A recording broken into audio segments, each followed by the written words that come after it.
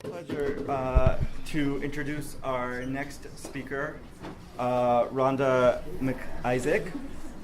Rhonda is also a UVic graduate, and she currently lives in on the edge of the Pacific Ocean on Haida Gwaii with the Haida Gwaii, and she's come to us from Haida Gwaii. And this is the bio that she sent, so I'm reading. Rhonda has nice glasses, long dark hair, usually worn in braids. She wears her Doc Martens with almost anything, and only wears her red leather jacket when it's not raining. She finds Iron Maiden soothing when writing her master's thesis, and loves listening to Poison on her work playlist.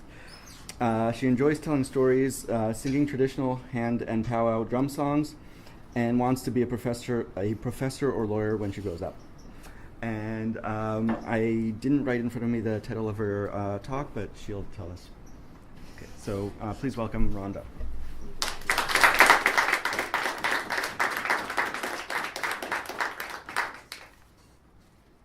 I also said to Miles that I wanted fireworks to accompany my entrance. That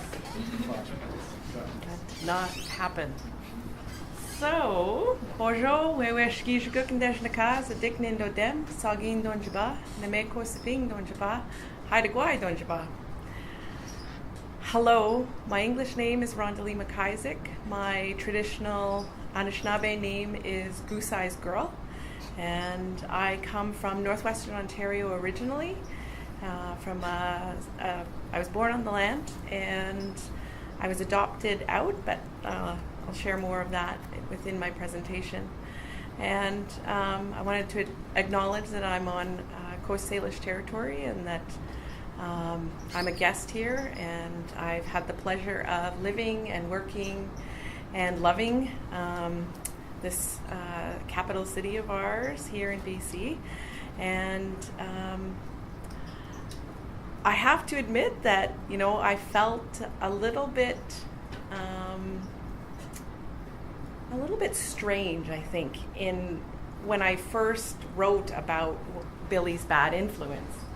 And I just, I sent it off to Miles, and I just said, hey, Miles, I noticed the date was passed, and I just wanted to share this because I just wrote this. And it was just maybe 100 words, 150 words. And then I got this email back from Miles, and he says, you know what, I really like this idea. Can you work on it some more? And I was like, really? Okay, great.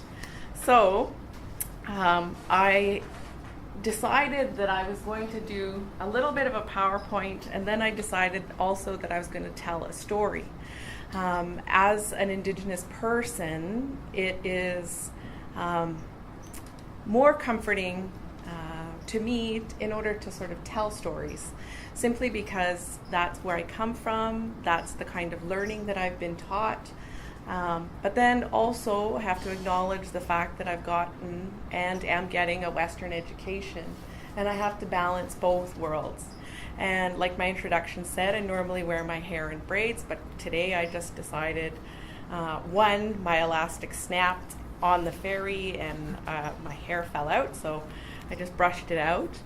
And then as I sat here listening to the speakers before me, I was like, okay, you know what? I'm actually chill. I actually feel like the things that I'm going to say will resonate with people, that my experience is going to mean something, not only to me, but also to other people. And so this is all about Billy's bad influence. I'm going to, I kind of thought about my life and how I was born in 1973, and so I wanted to approach this. I wanted to come at you guys with a little bit of an Indigenous storytelling perspective. Sean Wilson from the Cree Nation States he talks about reality is relationships, and the space between relationships is sacred. Ceremony bridges this sacred space and builds closer relationships. Research and teaching are ceremonies for bringing closer relationships with ideas. And I took this from my master's draft thesis simply because I wanted to acknowledge the fact that when I'm getting a higher education, I wanted to also place myself within the work that I'm doing. And this whole idea that research and teaching are ceremonies, and the things that I'm talking about are about my research, and they're also about ceremony. And so the relationship that we have is not only based on paper, but it's also based between my being able to look in your eyes and you being able to look at me, and building on that relationship. And as Miles just said, was talking about in terms of the subculture and creating an identity. This is part of that. Next. And this whole idea about decolonization, and as an Indigenous person, I have to balance the Western and the Indigenous side by telling stories, and it provides me with the chance to use my voice and not lose my voice, to validate my way of knowing and sharing that with you, and also validating the way that I live. And Kovach states that very. And so I'm honoring my story and my growing interest in how music shapes my life. And next. So this is a little bit about me. I'm about to thrash and shred my way through the history of metal music and how it affects my life. The premise of my abstract for this presentation was about storytelling, music appreciation, and building connection between music lovers and Indigenous theory of decolonization and storytelling. I figure that we all stand in some sort of large circle, and we're kind of making our way through a web of history, of our love of metal music. And I have to acknowledge that I come to metal music and the appreciation of metal music. Sometimes I see it by mistake, and then I also see it as my coming to know a different form of music other than what I have traditionally been exposed to. I don't actively seek out metal music, although it seems to find me, and it found me at a very young age. And nowadays, as we talked about, was talked about before, is I hear it through my friends. People come up to me and say, hey, that's a really cool leather jacket, and I see, and it's amazing what docs do in terms of conversation starters, right? And so then I was like, okay, yes, I identify, I really like this, but at the same time, it's also way above my head, because often they know a lot more about heavy metal music than I do, and I readily acknowledge that, and I stand here and say, I come at it from a different perspective. So the story you're about to hear, is about how I fell in love with metal music. As an emerging Indigenous writer and scholar, my creative outlet has always been writing. My writing process does include listening to music, and it includes, the sounds of life happening. If I'm sitting in a cafe and somebody happens to be listening to some other music, or the cafe itself is like blaring down music on me, then I'm exposed to that.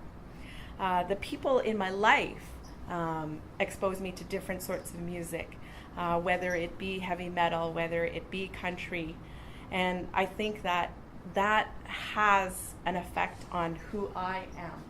And I have to admit that when I was born, I was on the land. I ended up in about 20 different foster homes as a child. My hometown is Sulakaut, Ontario. At the age of 10, I was adopted out, and I had my own family by the time I was 20. And now I'm working on my education and also creating a little bit of a career for myself. This vehicle reminds me all the time about my foster mother, who is pictured in here.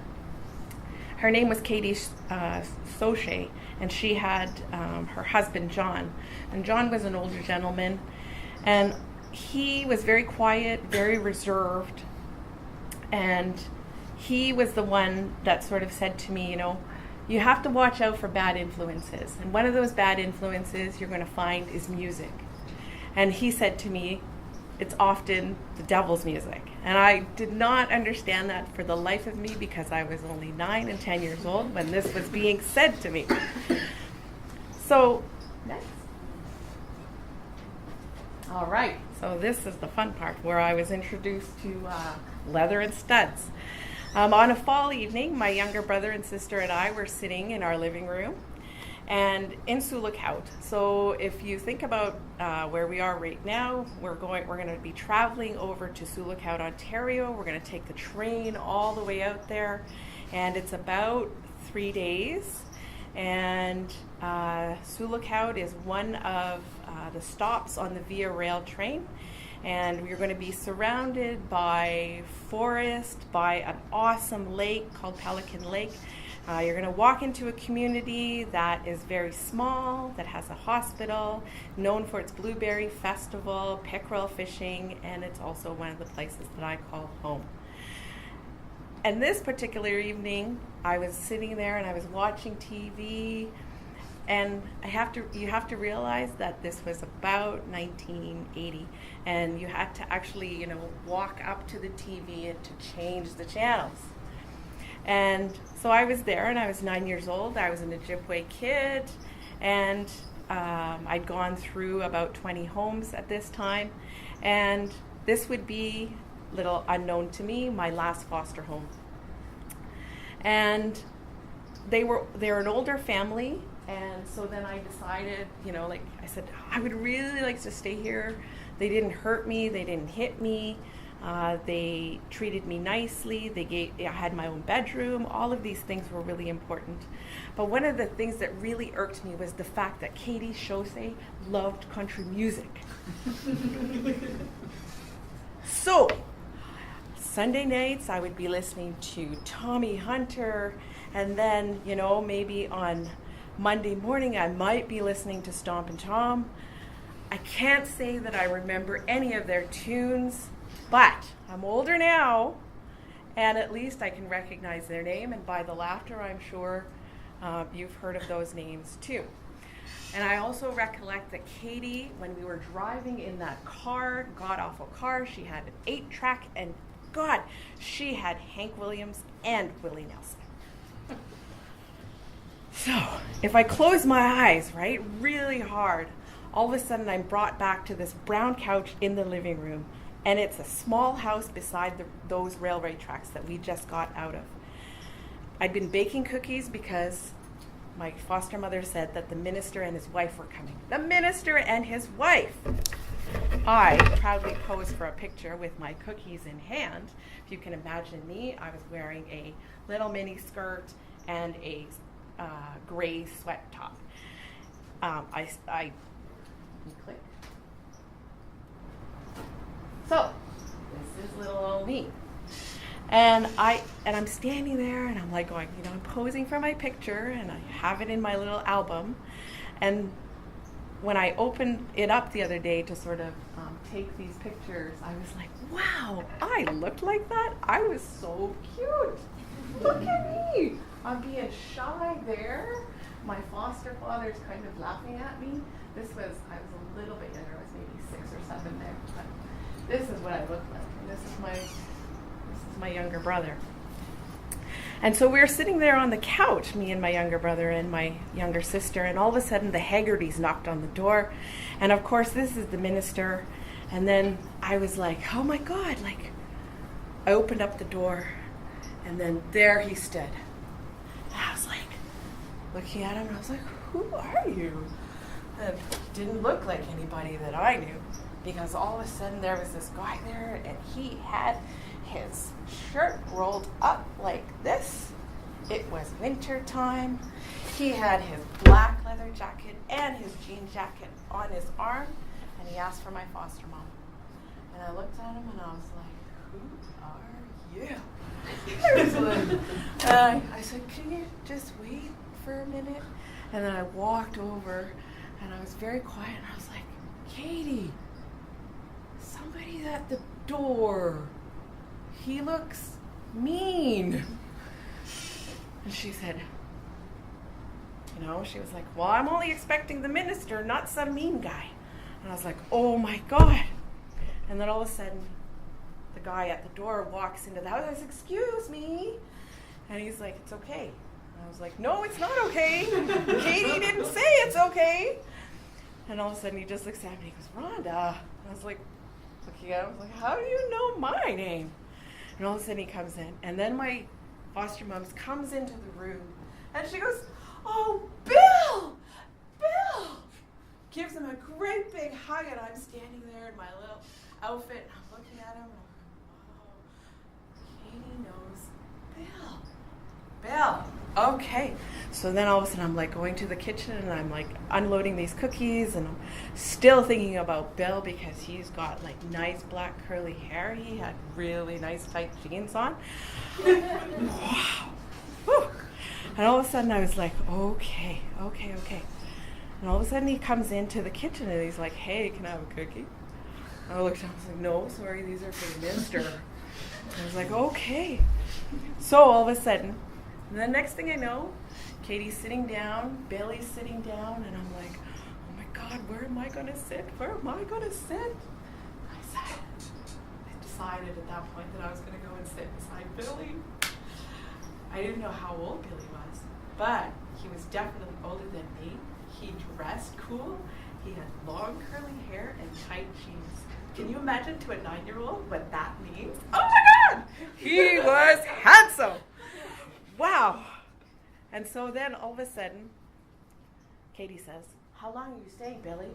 And he's like, I don't know, Auntie, maybe about a week. I was like, Auntie? Oh my God, he's part of the family! And all of a sudden I calmed down and I was like, he's part of the family. Well, okay. Went back to the kitchen and piled up my cookies on the plate and was waiting for the minister and his wife, and I was like, thank God, like really, seriously, Billy's in the kitchen, minister and his wife are coming. One evening, so then all of a sudden Billy became part of my life. And I was like so happy. But he was quiet too after that one evening. He didn't really say much, so I would just make sure that I was always sitting beside him. Can you imagine? 9-year-old girl always making sure that she's sitting beside you. How annoying that would be if you were like 18 or 19 years old. How annoying that is. One evening, Billy was home by himself.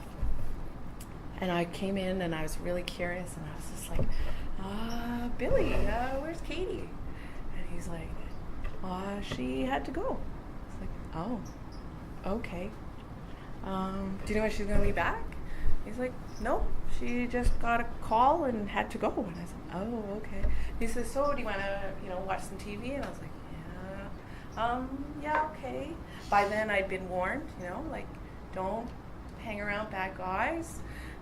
Watch out for men, older men that might like younger women. And I was like, oh my God. Like, I don't know if I should. So I stayed in the kitchen. Billy stayed in the living room. I was like, oh my God. And all of a sudden he came in and he said, are you going to come and watch some TV with me? And I was like, no, I'm okay. I'm going to just stay in here and I'm just going to clean up. Katie wanted me to do some dishes, so I'm going to just do that. And all of a sudden he's like, Mat bin. And I was like, Mat bin, he says. And I was like, oh my God. So I go into the living room and I'm sitting there. And I was like, oh my God. And I'm like swinging. And all of a sudden he says, so, want to listen to some music? And I was like, wow, listen to some music. And I was like, yeah, sure, we can listen to some music. And all of a sudden he pulls out his little Walkman. And I'm like, oh my God, a Walkman! Because it was pretty big those days, right? And I was like, oh my God. And he goes, yeah. He goes, let's listen to some music. And I was like, oh, okay. And I was like, Billy's like cool again. All of a sudden I'm like excited. And then all of a sudden, so then he puts on those earphones and they're pretty big. And all of a sudden I can't really hear anything. And all of a sudden he comes out. And all of a sudden it comes out, break in the law! breaking the law. Ripped those things off. I was like, stunned. And I sat there and I was like, oh, what is that? And he looks at me and he's like, it's just Judas Priest. And I was like, but that's not country music. And he goes, no. Like, oh, that. Breaking the Law. So this was in 1980, and it's from the album British Steel and Breaking the Law. And also, You Got Another Thing Coming. These were the two songs that I first listened to. These were the first songs that introduced me to metal music. And I have to say that in the time that Billy was in my life, which was for about, a week to 2 weeks, twice a year, this became the songs that I would always listen to. When he showed me the album cover, this kind of freaked me out. And I was like, I wonder how they did that. How do they do that? And I kept on asking all these questions, and he was just like, please, stop asking me questions. Stop being like this. And I was like, oh my God. And then all of a sudden, Billy would leave, and all of a sudden things would get quiet again, and I have to listen to country music, and how, my car broke down, and my dog left me, and my wife left me, and I'm standing outside, and I was like, oh. I was like, please, Billy, when are you coming back? Please, when are you coming back? As a kid, I loved Billy. As far in my imagination, I had built him up in my head, and I sat beside him, didn't leave his side. He was the coolest boy I had ever met. And he was also the one who shared his earphones with me. And I don't know about, what other people have gone through in terms of listening to heavy metal music. I don't know, if you listen to it on some grand stereo system at home and you're just completely blaring out, and I was just like, this was breaking the law. And I was like, oh my God, my head was about to explode. But I loved Billy. I loved him because he came from Winnipeg. I loved him because he rolled his t-shirt up just like so, and he had tight jeans on. And he always seemed to wear those basketball shoes, and they were always, just loose, and they weren't actually tied up. And I always wondered, how do you not trip? How do you not fall? And Billy was just awesome. Thanks.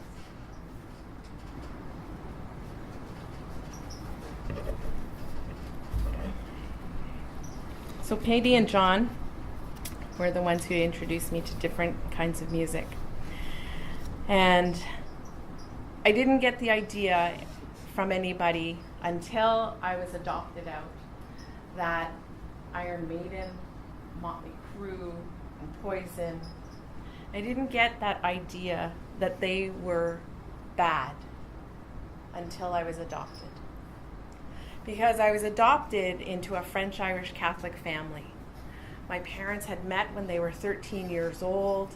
They courted, they married, they had 2 sons of their own. They decided they were going to adopt 4 Aboriginal children to come into their house and raise them as their own. But the one thing that they did not allow in their house was breaking the law! Because apparently I had another thing coming. I did not know what was acceptable or unacceptable. I was introduced to other forms of music. I felt that when Footloose came on, that my father was the minister telling me that is unacceptable music. Quiet Riot, not cool. But thankfully, I lived in a neighborhood where there were cool kids. I had an older brother who was 18, 19 years old, very much like Billy. I was very happy because he had other friends. We would go to their house, we would sit in their basement, and we would listen to other music that wasn't allowed at home. So I listened to Alice Cooper, I listened to Ozzy Osbourne, and then I got into Iron Maiden, AC/DC, and Kiss, and then I also got listened. And then I met a 16-year-old boy who introduced me to rap music, and we all know where rap music goes. So, next. All of a sudden, I was 19 years old, 20 years old, and I became a mom. I became a mom to two wonderful children who are now 20 and 19 years old. I missed the grunge years, thank goodness, because I've gone back and listened to it, and I'm like so not into it. I also started working on my BA. It took me 13 years to get my BA. I came to UVic and finally graduated with a BA in English Literature and a minor in the Arts of Canada. And I also had the opportunity to live across Canada, being exposed to different sorts of music, local music culture, and enjoyed buying music from local bands. These days, I'm still a mother. Thankfully, my kids have left home and are making lives of their own, and I also began listening to all sorts of music. I went down to Trinidad and I became a total reggae head and total soca fan. And then all of a sudden, when I look back onto the music that I'd been listening to as a child, I kind of felt lost and out of touch with music. And slowly, through my kids, my music exposure began to grow again, and all of a sudden I was exposed to Harry Connick Jr., Hans Zimmer, thankfully Knife Party, and it was amazingly Bon Jovi. Bon Jovi, when I was like 13 to 16, and even now still makes my heart go boom, boom, boom. I had pictures of him all over my wall. He became my wallpaper and the guy that I slept with at night because his life-size poster was above my bed. Thank you very much. Then I also started listening to Robbie Robertson, Keith Secola, and more recently I've fallen in love with a tribe called Red and Tanya Tagaq, who I had the pleasure of listening to recently out in Haida Gwaii. I also became a powwow singer and a powwow drummer and a powwow dancer. And so, I began to listen to Black Lodge, Northern Cree, and of course our very own Standing Nation Drum from right here out of UVic, of which I was a proud member of until I left last year. Nowadays, when I'm walking down the street,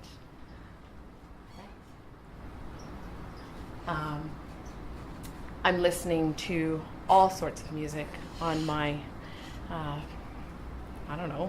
my iPod, on, just in my head, also from other people. And yet, when I do need to concentrate, when I do need to actually get some work done in my office, or even in my office at home, I am always listening to. Go ahead, say it, everybody. Cover your ears and say it. Bring it along. Because that's where I come from. That's who I am. That's who influenced me. And I can't say, I can't say right now where Billy is because I don't know. When I was adopted out, I lost touch with that family and I lost touch with Billy, but I always remember Judas Priest, and I always remember just sitting there with him and listening to him.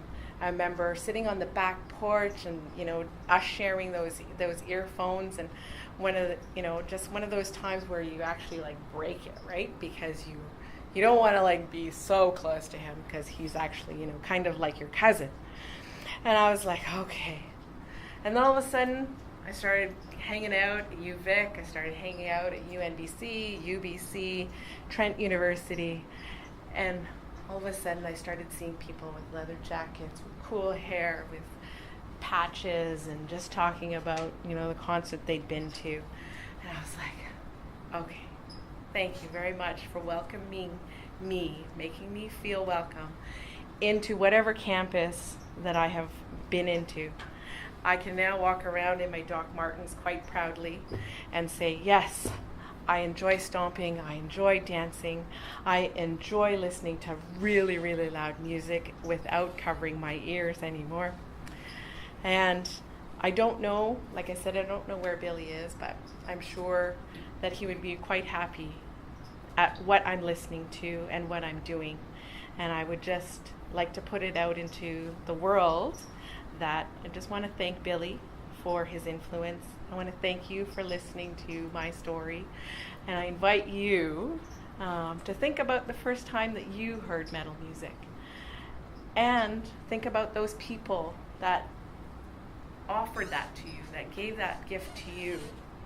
And say thank you, because it makes a difference in your life, whether you know it or not.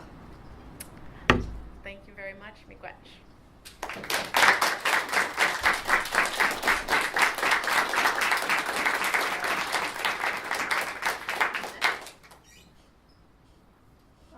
So anyhow, it's just all about honoring the past and the present.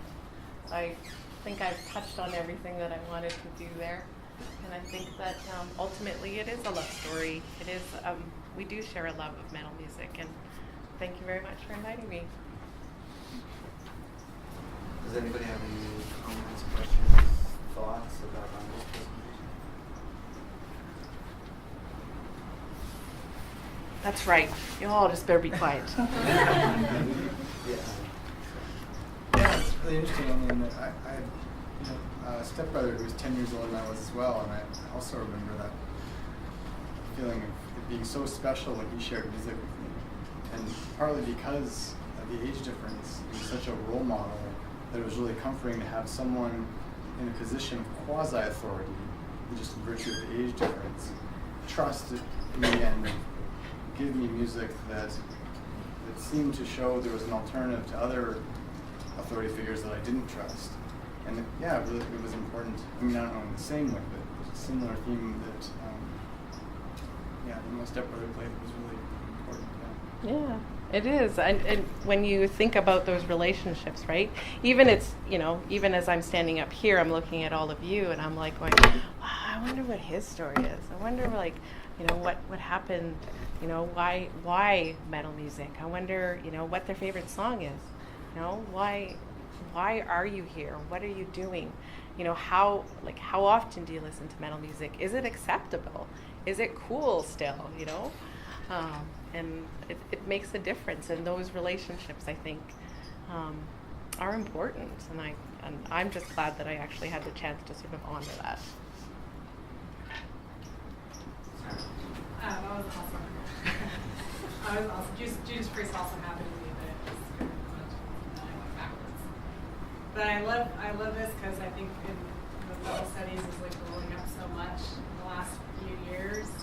Like planted the seed for us 20 years ago, but now it's just there's a concurrent conference going on right now in Bowling Green, right? Bowling Green, yeah. And that's where we made it in Thomas, but it's actually she's presenting out there.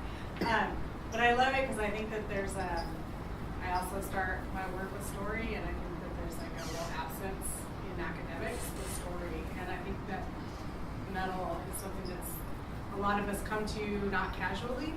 It's not, sometimes it's by accident, but once you hear it and you get it, you just sort of, something happens, and I think that you really captured that. That was awesome to hear. So thanks for sharing your story with us.